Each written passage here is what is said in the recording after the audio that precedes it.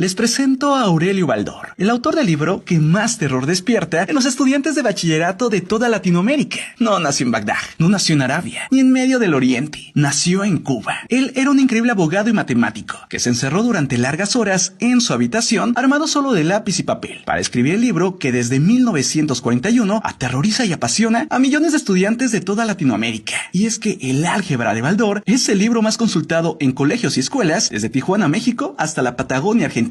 Aurelio Ángel Baldor era el hijo menor de Gertrudis y Daniel, nacido el 22 de octubre de 1906 en La Habana. Gracias a un apasionado estudio y mucha dedicación, Aurelio logró convertirse en el educador más importante de la isla durante los años 40 y 50. Fue fundador y director del famoso Colegio Baldor, una institución que tenía 3.500 alumnos. Él era un hombre tranquilo. Solo había algo que amaba más que la enseñanza. Eso era su esposa, la madre de sus hijos. Baldor era imponente, pesaba 100 kilos y medía más de 1,95 m. En su colegio siempre iba con un cigarrillo en la boca, recitando frases de Martí y llevando su álgebra bajo el brazo, que para entonces, en lugar del retrato del sabio árabe Al-Jawarizmi, lucía simplemente una carátula roja. En esa época, Baldor y su familia vivían en las playas de Tarará, en una casa grande y lujosa, donde el profesor dedicaba sus tardes a leer, a crear nuevos ejercicios matemáticos y a fumar. La casa aún existe y la administra el Estado cubano. Hoy hace parte de una villa turística para extranjeros, que pagan cerca de $2,000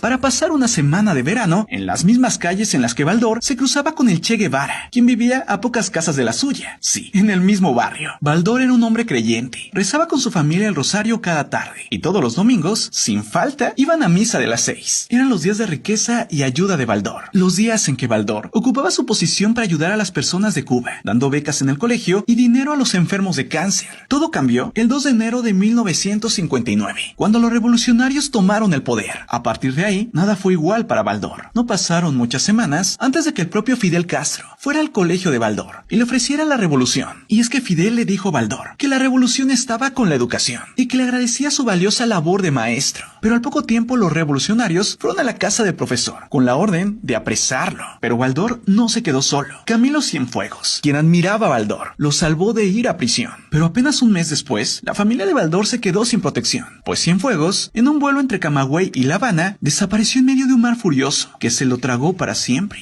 Después de esa terrible noticia, nos vamos de vacaciones para México, le dijo Baldor a su familia. Lo reunió a todos y, como si fuera una clase de geometría, les explicó con mucha precisión lo que tenían que hacer a partir de ese momento. Era el 19 de julio de 1960 y Baldor estaba más sombrío que de costumbre. Él era un hombre que no dejaba traslucir sus emociones, muy analítico y una fachada estricta, durísima. Pero ese día, algo misterioso en su mirada hacía ver que las cosas no andaban bien y que el viaje no era de vacaciones. Baldor y su familia salieron rápido de la isla, sigilosamente, en un vuelo de Mexicana de Aviación, que los dejó en la capital de México. La respiración de Aurelio estaba agitada, intranquila, como si el aire mexicano le advirtiera que jamás regresaría a su amada Cuba y que moriría lejos de ella, en el exilio. El profesor, además del dolor del destierro, cargaba con otro temor. Era infalible en las matemáticas y jamás se equivocaba en sus cuentas. Así que si calculaba bien, el dinero que llevaba le alcanzaría apenas para unos cuantos meses. Él y su familia se habían quedado pobres, ya que con la revolución lo habían perdido todo. Además, sus libros no le podían dar dinero, pues 12 años atrás había vendido los derechos de su álgebra y su aritmética a Publicaciones Culturales, una editorial mexicana, y el dinero lo había invertido en su escuela y en su país. Es así que la lucha empezaba. Los Baldor, incluida la nana que era parte de la familia, estuvieron con paciencia durante 14 días en México y después se fueron hasta Nueva Orleans, en Estados Unidos, donde se encontraron con un fuerte racismo. Aurelio, su mujer y sus hijos eran de color blanco y no tenían problemas, pero Magdalena, la nana, era una soberbia mulata cubana. Tenía que separarse de ellos si subían a un bus o llegaban a un lugar público. Aurelio, quien heredó los sueños de libertad de José Martí, no soportó el trato y decidió llevarse a la familia hasta Nueva York, donde consiguió alojamiento en un vecindario pobre, formado por inmigrantes, puertorriqueños, italianos y judíos. El profesor, hombre friolento por naturaleza, sufría mucho por el frío y también por el triste panorama que percibía desde la única ventana del segundo piso donde vivía. Mientras él se encontraba en el exilio, el gobierno revolucionario cubano declaraba la nacionalización del colegio de Baldor y la expropiación de su casa, es decir, le quitaron todo a Baldor. Es por eso que actualmente el colegio de Baldor se llama el Colegio Español, y en él estudian ya no 3.500,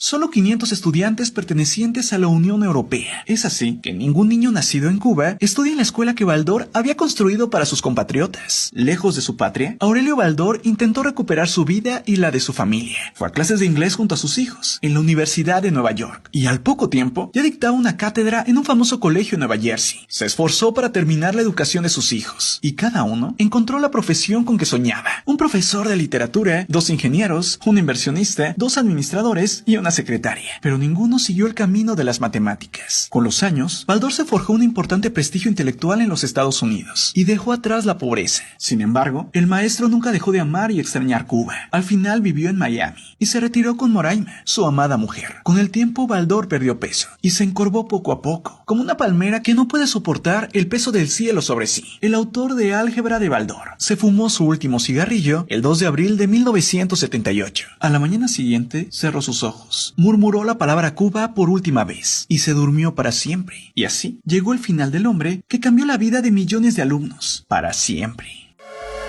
Ahora ya conocen la historia detrás del autor del libro más terrorífico de la historia. Este caso, familia, me hace reflexionar y simplemente me hace decir gracias, Baldor.